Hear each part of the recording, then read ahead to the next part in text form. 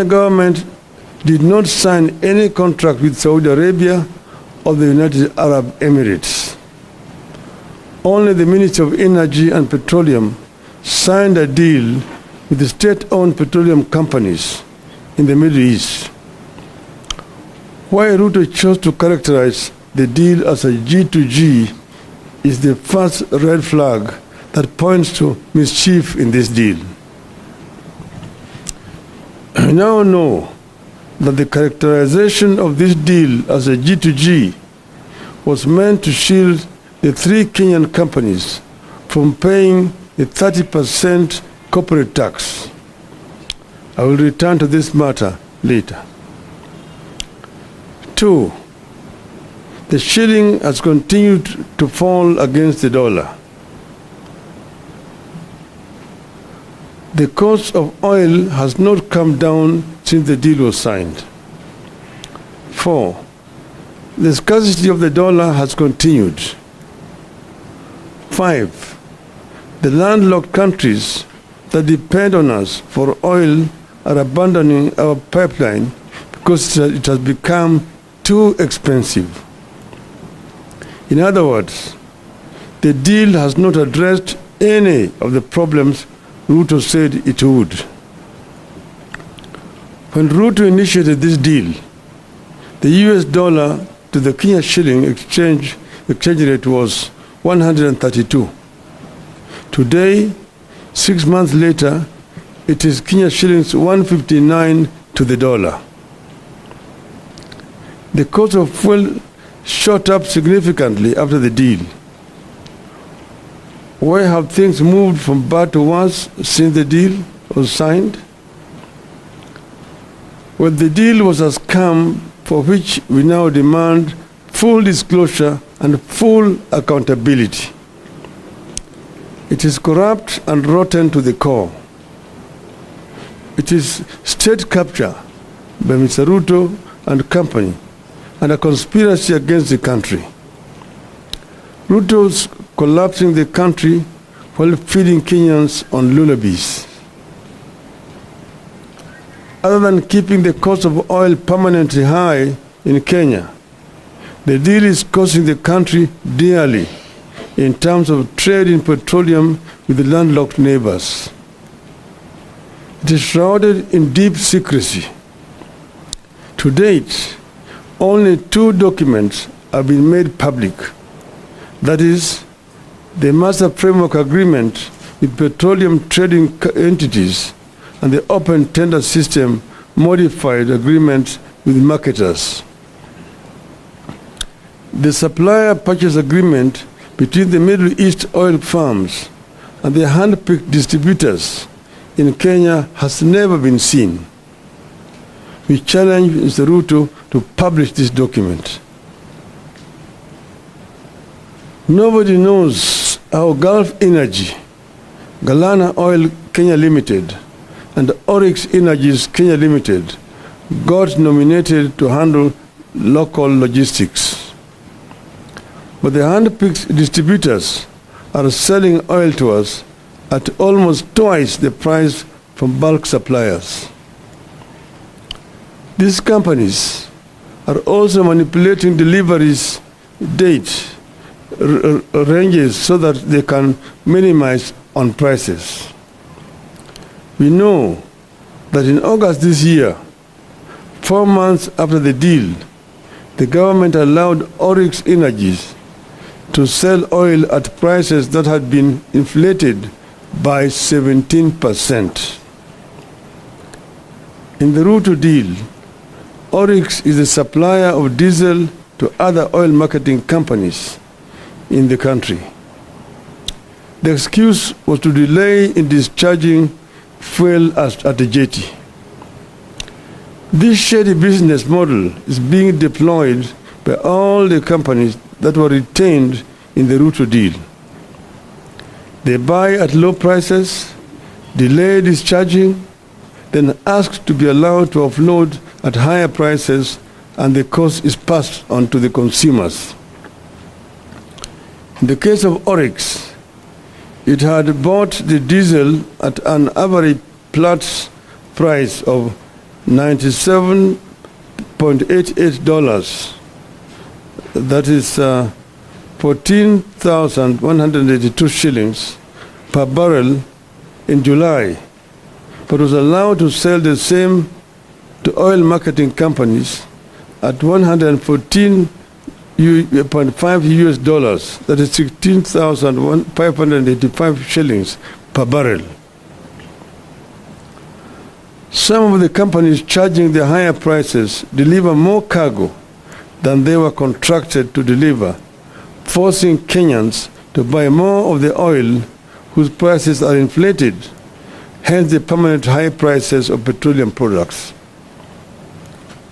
The ministry is changing billing month to allow the oil firms quote higher prices.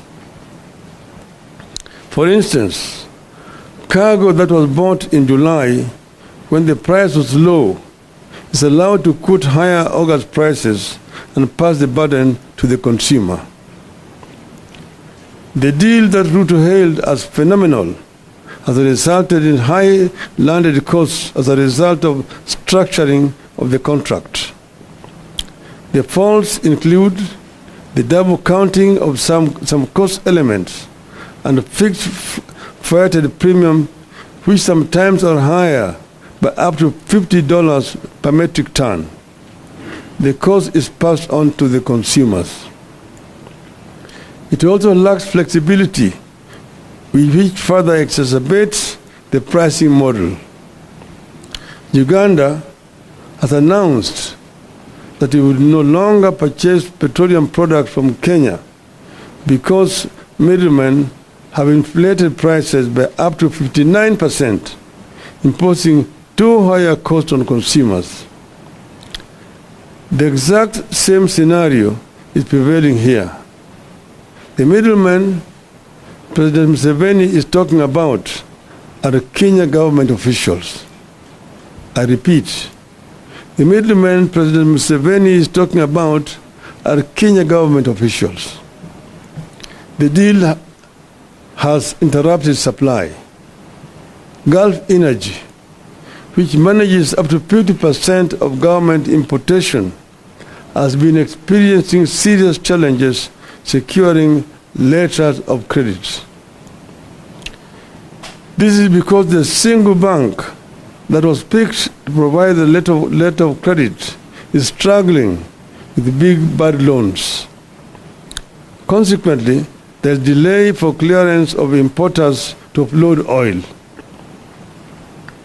Ships are queuing at sea for up to 18 days, awaiting a confirmation of a letter of credit in order to discharge, while the Kenya Pipeline Company goes without operations for days because there is nothing to process. Then the companies incur demurrage, which is transferred to the consumer. Under the open tender system, that's the old system, demurrage costs are 45,000 US dollars per day for the biggest tanker docking at the port of Mombasa, and $31,000 per day for the second biggest vessel. But under the Ruto deal, demurrage has risen up to $70,000 per day. This cost is passed on to the consumers at the pump. You will have noticed that Tanzania recently reduced the cost of petroleum products from 1st of November, while Kenyans remain the same or just marginally changed.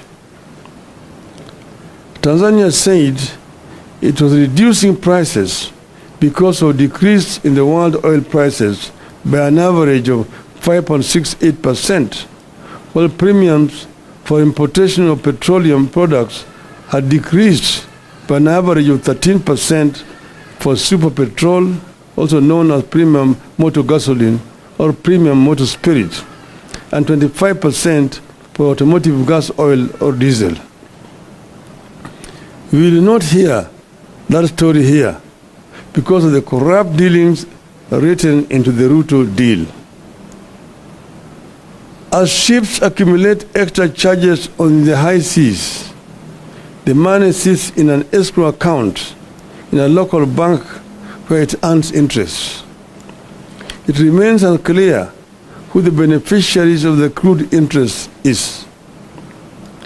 This deal has led to high cost of oil products sourced through the Northern Corridor transit route, that's Kenya route. The freight and premium rates for the May 2023 cargoes were higher in the Northern Corridor by 61% compared to the Central Corridor. Northern Corridor is the running Mombasa, Nairobi, Malaba, Kampala, and to DRC. The Central Corridor, the one that comes from Dar es Salaam all the way to Rwanda, Uganda, and DRC. That rise in freight and premium is reflected at the pump. That is what has pushed Uganda and other forward markets like South Sudan, Eastern DRC, Rwanda, and Burundi to consider importing goods through the Central Corridor or Tanzania route. Uganda is shifting to the Central Corridor, meaning that they are going to be using the port of Dar es Salaam or Tanga rather than Mombasa. The volume it ferries via Kenya pipeline has dropped by 52% from 70%.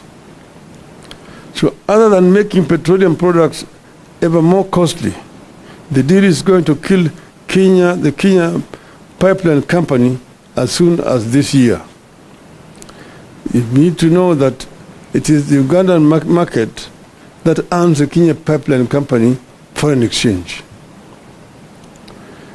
The transit volumes account for 51% of Kenya pipeline company's revenue, which stands at an average of 2.6 billion shillings per month.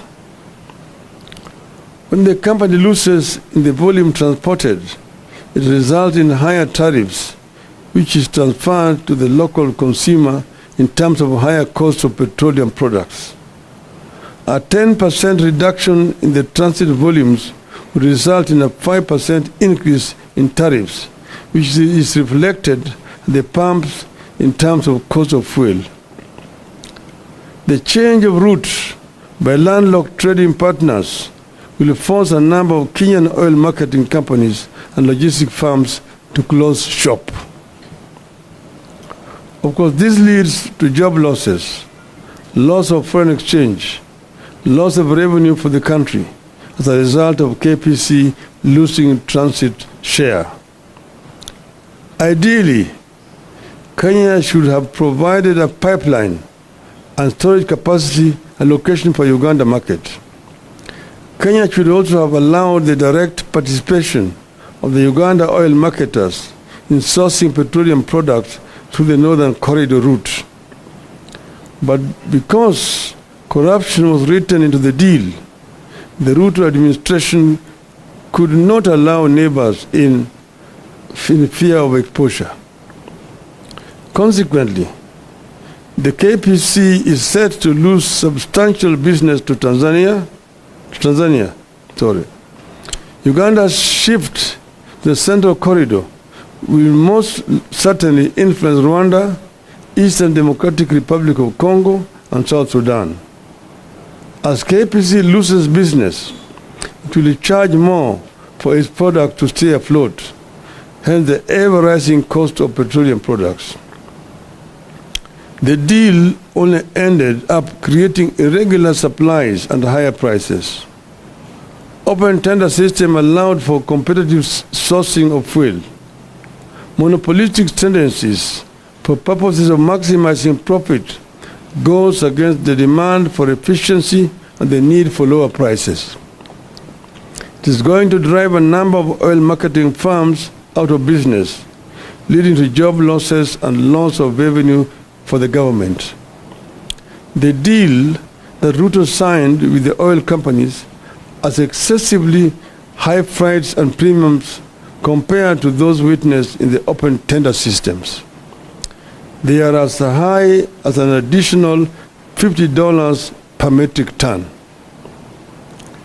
In the end, Kenya is losing billions of shillings in taxes because the three companies picked to spearhead this deal do not pay the 30% corporate tax. Shielding the three companies from this tax is the reason Ruto told Kenyans that it was a G2G deal. Your guess is as good as mine on who is pocketing the unpaid corporate tax. But the burden of the unpaid corporate tax is passed to Kenyans at the pump. Now, ladies and gentlemen, our stand as Azimio. 1. Ruto must immediately cancel the contract and revert to the open tender system, which ensured guaranteed supply of petroleum products. It has signed responsibility to